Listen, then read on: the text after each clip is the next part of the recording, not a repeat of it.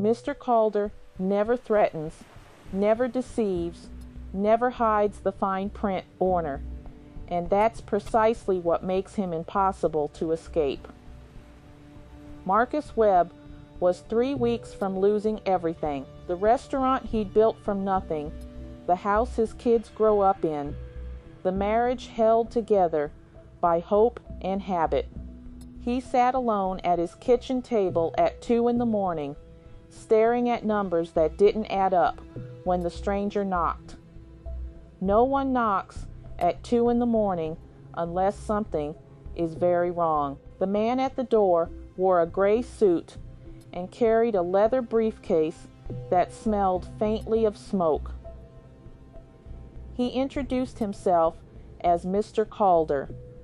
He knew Marcus's name. He knew the exact dollar amount of Marcus's debt. He set the briefcase on the table, opened it, and slid a single sheet of paper across the wood. The contract was 3 sentences long. That's what got Marcus. He'd expected pages of fine print, loopholes buried in legal language. Instead, 3 clean sentences. Everything you want.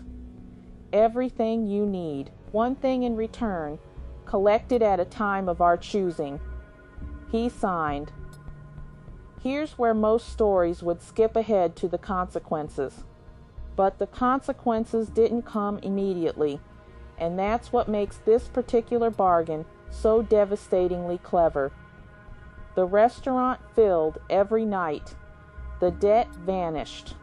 His wife laughed again the way she used to laugh in the early years. His children thrived. Marcus started believing, slowly and then completely, that he'd somehow gotten away with it, that maybe Mr. Calder had forgotten or moved on or simply didn't exist outside that one strange night.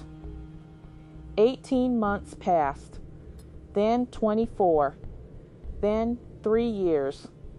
He stopped looking over his shoulder. He stopped checking the locks. He stopped flinching when gray-suited strangers walked past his window. And that's exactly when Mr. Calder returned.